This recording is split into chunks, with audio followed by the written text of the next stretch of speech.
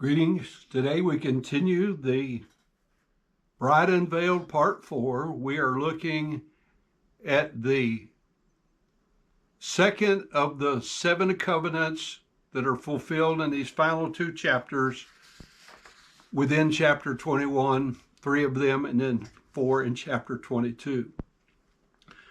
The substance of the second covenant that God made, we call it the Adamic covenant, in Genesis 3, verses 14 through 19, concerns the penalty imposed upon man's sin against God. It says, "And the Lord God said unto the serpent, Because thou hast done this, thou art cursed above all cattle, and above every beast of the field. Upon thy belly shalt thou go, and dust shalt thou eat all the days of thy life. And I will put enmity between thee and the woman, and between thy seed and her seed. It shall bruise thy head, and thou shalt bruise his heel. Unto the woman he said, I will greatly multiply thy sorrow and thy conception. In sorrow shalt thou bring forth children, and thy desire shall be to thy husband, and he shall rule. He shall have authority over thee. And unto Adam he said, Because thou hast hearkened unto the voice of thy wife, and hast eaten of the tree of which I commanded thee, saying, Thou shalt not eat of it, cursed is the ground for thy sake. In sorrow thou shalt eat of it all the days of thy life. Thorns also and thistles shall it bring forth to thee, and thou shalt eat the herb of the field." Verse 19 says, "In the sweat of thy face shalt thou eat bread, till thou return unto the ground, for out of it thou wast taken, for thou art dust, and unto dust thou shalt return." So the description of Jesus in Revelation chapter 2, verses 8 through 11, in the message to the church at Smyrna, speaks to the fulfillment of these words. Revelation 2:8 begins, "And these things saith the first and the last, which was dead and is alive.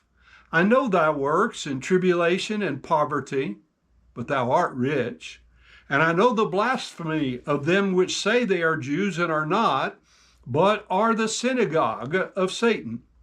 Fear none of those things which thou shalt suffer. Behold, the devil shall cast some of you into prison, that you may be tried, and you shall have tribulation 10 days. Be thou faithful unto death, and I will give thee a crown of life. He that hath an ear, let him hear what the Spirit saith unto the churches. He that overcometh shall not be hurt of the second death."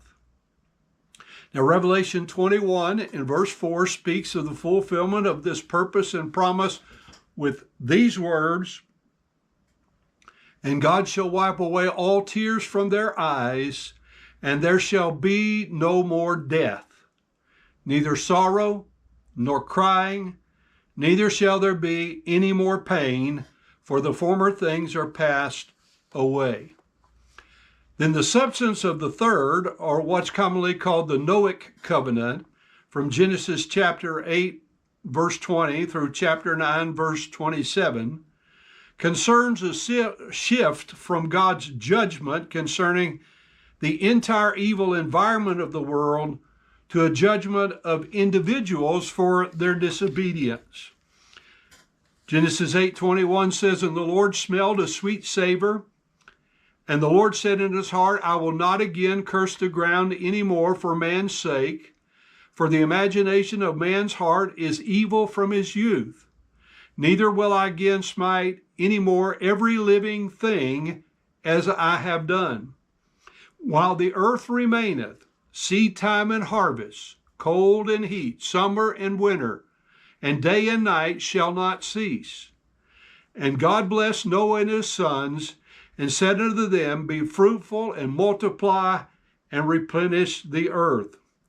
And the fear of you and the dread of you shall be upon every beast of the earth, and upon every fowl of the air, upon all that moveth upon the earth, and upon all the fishes of the sea. Into your hand are they delivered. Every moving thing that liveth shall be meat for you, even as the green herb have I given you all things. But the flesh with the life thereof, which is the blood thereof, you shall not eat. And surely your blood of your lives will I require. At the hand of every beast will I require it, and at the hand of man, at the hand of every man's brother will I require the life of man. Whoso sheddeth man's blood, by man shall his blood be shed. For in the image of God made he man. And you, be ye fruitful and multiply, bring forth abundantly in the earth and multiply therein. We'll stop at verse 7 and pick up with verse 9 next time.